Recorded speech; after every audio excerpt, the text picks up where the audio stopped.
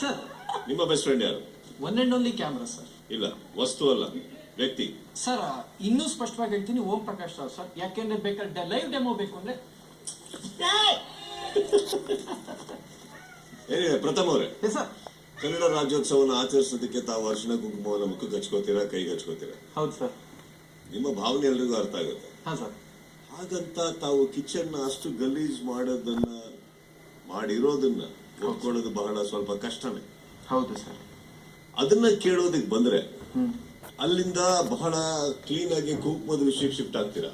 ಹೌದು ಸರ್. ಕುಂಕುಮ ಮತ್ತು ಅಸಹ್ಯವನ್ನ ಓಡಿಸ್ಬಿಟ್ಟು ಮಾತಾಡಕ್ ಸ್ಟಾರ್ಟ್ ಮಾಡ್ತೀರಿ. ವಿಷಯ ಏನು ಅಂದ್ರೆ, ತಾವು ಮಾತನ್ನ ಬದಲಾಯಿಸಿ ಮನೆಯವರು ಮಾಡಿರುವಂತ ಪ್ರಶ್ನೆಗಳಿಂದ ಎಷ್ಟು ದಿನ ತಾವು ಆಕ್ಚುಲಿ ಡೈವರ್ಟ್ ಮಾಡಕ್ಕಾಗತ್ತೆ ಅನ್ನೋದು ನಮ್ಮ ಪ್ರಶ್ನೆ.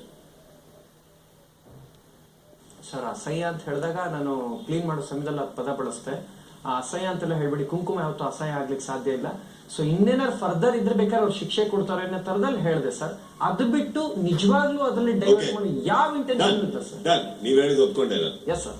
ಅವತ್ತು ತಾವು ಕೂಡ ಒಂದು ಮಾತು ಹೇಳಿದ್ರಿ, ನಾನು ಏನೋ ಅದನ್ನ ಆಕ್ಚುಲಿ ಅದಲ್ಲ ಸರ್ ಹೇಳಕ್ ಹೋಗಿದ್ದು, ಕೋಪದಲ್ಲಿ ಹೇಳ್ಬಿಟ್ಟೆ ಅಂತ ಆಗ್ಬೋದು ಅಂತ ಅನ್ಸುತ್ತೆ ನಿಮ್ಗೆ? ಸರ್ ಎಸ್ಕೇಪ್ಗೆ ನಾನು ನನ್ನ ಮಾನದಂಡವಾಗಿ ಅಥವಾ ರೂಪವಾಗಿ ನಾನು ಇಟ್ಕೊಂಡಿಲ್ಲ ಸರ್. ಅದು ಮಾಡಿರೋದು ನನ್ನ ಗಮನಕ್ಕೆ ಬಂದಾಗ ನಾನು ಒಂದೆರಡು ಸಲ ಕ್ಯಾಮ್ರಾ ಮುಂದೆ ಅಥವಾ ಯಾರಿಗಾಗಿದೆ, ನಾನು ಕೀರ್ತಿ ವಿಚಾರದಲ್ಲಿ ಕೀರ್ತಿ ಗಮನಕ್ಕೆ ಗೊತ್ತ ನಾನು ಕನ್ಫೆಷನ್ ಮಾಡ್ಕೊಂಡಿದ್ದೀನಿ. ಸೊ ಒಂದೆರಡು ಸಲ ಆಗಿದೆ.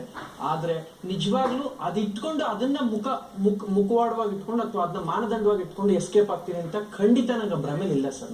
ಅದೊಂದು ನಾನು ಒಪ್ಕೊಳ್ಳೋಕ್ ರೆಡಿ ಇಲ್ಲ ಸರ್. ಇದೊಂದು ವಿಚಾರ ನೀವು ಒಪ್ಕೊಳ್ಳಿ ಬಿಡಿ ಪ್ರಥಮ್. ಒಂದ್ ಮಾತು ಹೇಳ್ತೀನಿ ಕೇಳಿ, ನಾನು ಯಾರಿಗೂ ಒಪ್ಸೋದಕ್ ಬರಲ್ಲ ಇಲ್ಲಿ. ಹಾ ಸರ್. ನೀವು ಹೊರಗಡೆ ಪ್ರಾಬ್ಲಮ್ ಆದಾಗ ನಿಮ್ಮನ್ನ ಎಷ್ಟು ಸೇಫ್ ಗಾರ್ಡ್ ಮಾಡ ಯಾವತ್ತು ಸರ್? ಅವತ್ತೇ ಕುಂಕುಮದ ವಿಚಾರ ಬಂದಾಗ ಒಂದ್ ಹೆಣ್ಣಿಗೆ ಅವಮಾನ ಆಗುತ್ತೆ. ಅವ್ರು ಹೇಳ್ತಿರೋದನ್ನ ಪೋಡಿಸ್ಬಿಟ್ಟು ಮಾತಾಡ್ತೀರಾ, ಇನ್ನೆಲ್ಲರ ಮೇಲೂ ಗಲಾಟೆ ನಡೆಯುತ್ತೆ. ಈಗ ಯಾವ ಕನ್ನಡ ರಾಜ್ಯೋತ್ಸವ ಕನ್ನಡಿಗರಿಗೆ ನೋವು ಕೊಟ್ಬಿಟ್ಟು